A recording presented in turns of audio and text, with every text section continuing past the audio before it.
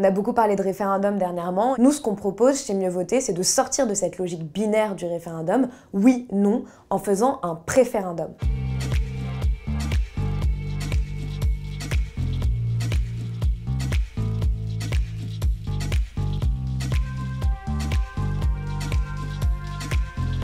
Le référendum, tel qu'il existe aujourd'hui, en général, c'est une question simple qui commence par « approuvez-vous le projet de » ou « approuvez-vous » tout simplement. Et les possibilités, c'est « oui, non ».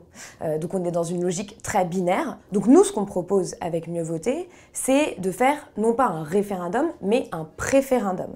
Alors, quelle est la différence entre le référendum et le préférendum? Le préférendum, l'idée, ce serait de pouvoir, en fait, évaluer un certain nombre de propositions qui seraient mises en avant par un référendum avec l'aide des mentions qui sont prévues par le jugement majoritaire. Le jugement majoritaire, c'est un nouveau mode de scrutin qui a été inventé en 2002 par deux chercheurs au CNRS qui s'appellent Rida Laraki et Michel Balinski. Et c'est un mode de scrutin qui permet à la fois une meilleure représentation de l'opinion, mais aussi de prendre des décisions de façon collective, de façon beaucoup plus intelligente et pacifiée. Et donc, avec ce mode de scrutin, on vote pour un certain nombre d'options, on évalue en fait avec des mentions un certain nombre d'options, et donc ça va de à rejeter à excellent. Donc par exemple, on a plusieurs options sur la table et on va chacune les évaluer avec des mentions et dire pour chacune de ces options ce que l'on pense, donc à rejeter, insuffisant, passable, assez bien, bien, très bien, excellent. Concrètement, par exemple, si on avait un référendum sur la question de la taxe sur les carburants, on pourrait avoir donc trois options qui seraient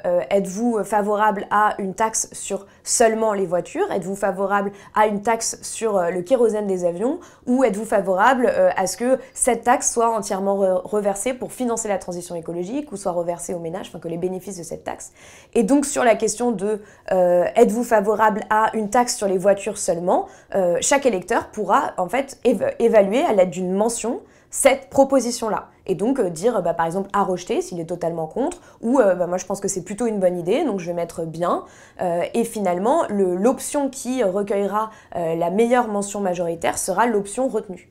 Cette idée de préférendum, elle peut paraître complexe, elle peut paraître compliquée, parce que si on essaie de réfléchir en se disant qu'on va avoir un référendum à choix multiples, avec en plus des mentions qu'on va attribuer à chacune de ces options, oui, ça peut paraître complexe. Mais en réalité, aujourd'hui, si on continue à pratiquer le référendum tel qu'il est, c'est-à-dire de façon binaire, on n'arrivera pas... Enfin, ce référendum restera un outil cosmétique. Ça ne sera pas un véritable outil de consultation du peuple qui permet de prendre en compte la complexité des opinions, d'avoir une photographie de l'opinion intelligente et donc, à partir de là, de construire des projets de loi et des mesures de politique publique qui sont en accord avec l'opinion.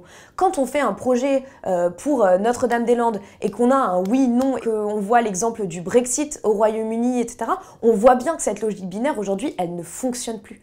Elle ne fonctionne plus. Aujourd'hui, on le voit avec la crise et le mouvement des Gilets jaunes, qu'il y a une volonté d'expression démocratique qui n'a jamais été aussi forte. Et il y a une volonté de s'exprimer démocratiquement au-delà des échéances électorales. Donc on l'a vu à travers le RIC, le référendum d'initiative citoyenne. Nous, ce qu'on propose chez Mieux Voter, c'est peut-être d'aller même encore plus loin que ce RIC. L'idée derrière ce préférendum, c'est de se dire qu'on va être véritablement en accord et en phase avec les aspirations démocratiques de la société aujourd'hui et essayer de construire avec tout un tas de solutions innovantes. Le préférendum fait partie de ces solutions innovantes, mais il y en a plein d'autres pour véritablement avoir une démocratie qui répond aux enjeux du XXIe siècle, ce qui n'est pas le cas aujourd'hui.